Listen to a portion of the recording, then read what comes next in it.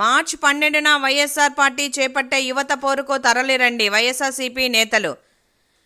నగరంలో వైఎస్ఆర్సీపీ కార్యాలయంలో మీడియా సమావేశం నిర్వహించి వైసీపీ జిల్లా అధ్యక్షులు రవీంద్రనాథ్ రెడ్డి, మాజీ డిప్యూటీ సీఎం అంజద్ బాషాలు సంయుక్తంగా మాట్లాడుతూ 12వ తేదీ వైఎస్ఆర్సీపీ చేపట్టిన యువత పోరుకు యువత భారీ ఎత్తున తరలి రావాలని పిలుపునిచ్చారు. అదే రోజు పార్టీ ఆవిర్భావ దినోత్సవ వేడుకలు నిర్వహించి యువత పోరుకు శ్రీకారం చుడదామన్నారు. మహిళలకు రాష్ట్రంలో పూర్తి స్థాయిలో అన్యాయం జరుగుతుందని అన్నారు. మహిళలకు పెద్దపీట వేసిన ఘనత జగన్మోహన్ రెడ్డిదే అని అన్నారు. మహిళలకు ఎన్నికల సమయంలో 1500 ఇస్తామని నమ్మించి ఓట్లు వేయించుకొని మోసం చేశారన్నారు. ఉచిత బస్సు ప్రయాణం అన్నారు. ఏమైంది ఆ హామీ అని ప్రశ్నించారు. కూటమి ప్రభుత్వ మోసాలు, ప్రజలు వాస్తవాలను గ్రహిస్తున్నారన్నారు. అన్ని రంగాల్లో ప్రజలకు అన్యాయం చేస్తున్నారన్నారు. ఈ కార్యక్రమంలో నగర mayor Suresh Babu, MLC Ramachandra Reddy, SC cell రాష్ట్ర అధ్యక్షుడు వెంకటేశ్వర్లు, ఉపాధ్యక్షులు దాసరి శివ, జిల్లా యువజన విభాగం అధ్యక్షుడు దేవిరెడ్డి ఆదిత్య, విద్యార్థి విభాగ అధ్యక్షులు శివారెడ్డిలు పాల్గొన్నారు.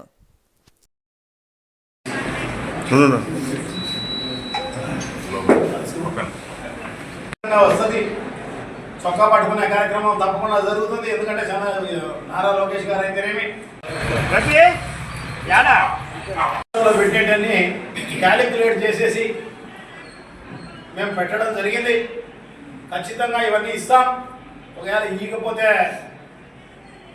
చొక్కా పట్టుకోండి అని చెప్పేసి గతంలో ఆయన ఎలక్షన్లకు ముందు చెప్పడం జరిగింది.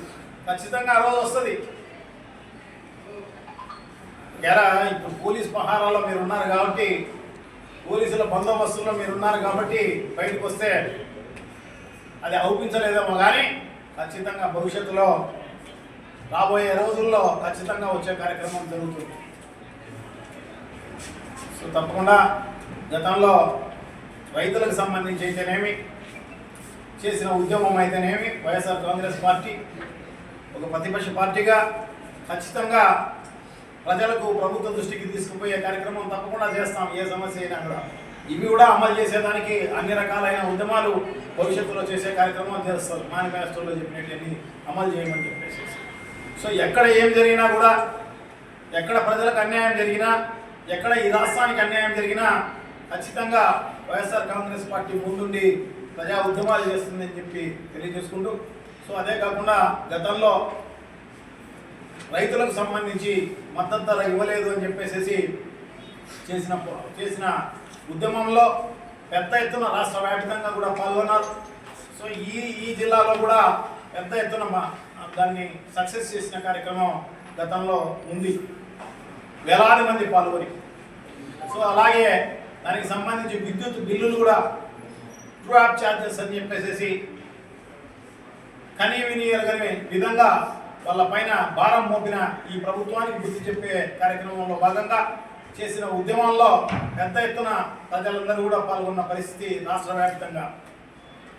సో ఇప్పుడు కూడా విద్యార్థులకు, యువతకు సంబంధించిన ఈ కార్యక్రమంలో, ఈ ఉద్యమంలో, ఈ పోరులో, యువత పోరు అనే పేరుతో చేస్తున్న ఉద్యమానికి మీరందరూ కూడా పెద్ద ఎత్తున తరలి రావాల్సిన అవసరం ఉంది. ఈ ప్రభుత్వానికి మెడలు వచ్చే కార్యక్రమం జరగాలి అంటే ఖచ్చితంగా క్వశ్చన్ చేసే అధికారం ప్రజలకు రావాలి, క్వశ్చన్ చేసే అలవాటు పెరగాలి.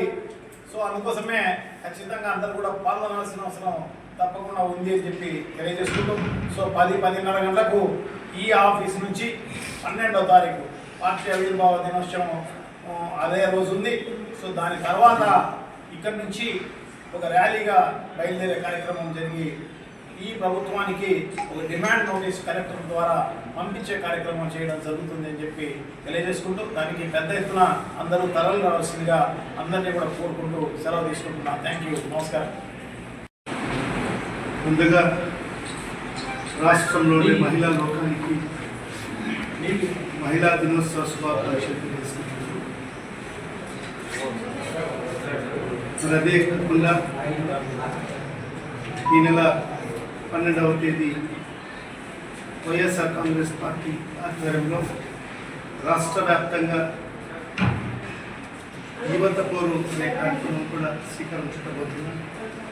మరి అదే రోజు వైఎస్ఆర్ కాంగ్రెస్ పార్టీ ఆవిర్భావ దినోత్సవం కూడా మరి ఆ రోజు పెద్ద ఎత్తున వైఎస్ఆర్ కాంగ్రెస్ పార్టీ నాయకులు, కార్యకర్తలు, వైఎస్ఆర్ అభిమానులందరూ కూడా ఈ ఆవిర్భావ దినోత్సవ కార్యక్రమంలో పాల్పంచుకొని మరి ఇక్కడి నుంచే ర్యాలీగా వెళ్ళి మరి కలెక్టర్ గారిని కలవడం జరుగుతుంది. మరి యువతకు జరుగుతున్న అన్యాయాన్ని మరి కలెక్టర్ ద్వారా మరి ప్రభుత్వాన్ని, రాష్ట్ర ప్రభుత్వాన్ని ప్రశ్నించడానికి కోసం మరి కార్యక్రమాన్ని స్వీకరించబోతున్నాం. మరి ఇప్పుడే పెద్దలు చెప్పినట్టుగా, జిల్లా అధ్యక్షులు గారు చెప్పినట్టుగా మరి ఈ ప్రభుత్వం అధికారంలోకి వచ్చి సుమారుగా 10 నెలలు అవుతుంది. మరి ఈ 10 నెలల కాలంలో మనం చూస్తే ఎన్నికల ముందు మరి చంద్రబాబు నాయుడు గారు అయితేమి, మరి జనసేన నాయకుడు, మరి ఈనాటి ఉప ముఖ్యమంత్రి పవన్ కళ్యాణ్ గారు మరి రాష్ట్ర ప్రజలకు అనేక హామీలు ఇవ్వడం, సూపర్ 6 అని చెప్పి, సూపర్ 7 అని చెప్పి, మరి యువతకు నేనుంటాను అండగా అని చెప్పి భరోసా కల్పించడం.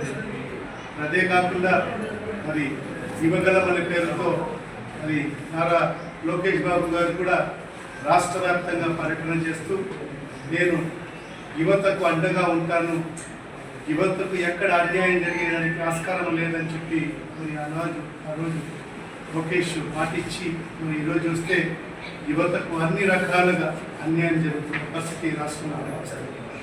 మరి ఈ దిశలో ముందుగా ఈరోజు మహిళా దినోత్సవం కాబట్టి మరి ఆ సందర్భంగా కూడా మనం మాట్లాడుకోవాల్సిన అవసరం ఎంతైనా ఉంది. గతంలో మన ప్రియతమ నాయకుడు శ్రీ వైఎస్ జగన్మోహన్ రెడ్డి గారు ముఖ్యమంత్రిగా ఉన్న సందర్భంలో మరి మహిళలకు పెద్దపీట వేయడం, దేశంలో ఏ రాష్ట్రంలో కూడా లేనటువంటి విధంగా మన రాష్ట్రంలోనే ఒక చట్టం తీసుకొచ్చి ప్రతి నామినేటెడ్ పదవుల్లో మరి నామినేటెడ్ పర్స్లో 50% మహిళలకు కేటాయించిన ఘనత మరి ఆ రోజు జగన్మోహన్ రెడ్డి గారు.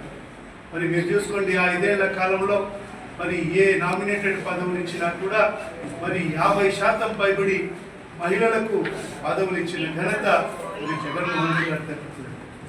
అదే కాకుండా ప్రతి సందర్భంలో కూడా మహిళలకు పెద్దపీట వేస్తూ మరి గతంలో జగన్మోహన్ రెడ్డి గారు అనేక నిర్ణయాలను తీసుకోవడం.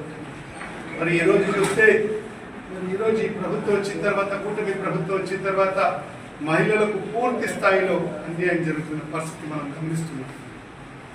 మరి చంద్రబాబు నాయుడు గారు చెప్పారు, మరి 18 ఏళ్ళు నిన్న ప్రతి మహిళకు ప్రతి నెల 1500 రూపాయలు ఇస్తానని చెప్పడం జరిగింది.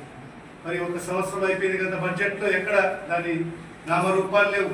మరి ఈనాడు కూడా చూస్తే మొన్నటి బడ్జెట్లో కూడా మరి దానికి సంబంధించిన ఎక్కడ కూడా కేటాయింపులు చేయని పరిస్థితి మనం చూస్తున్నాం. అదే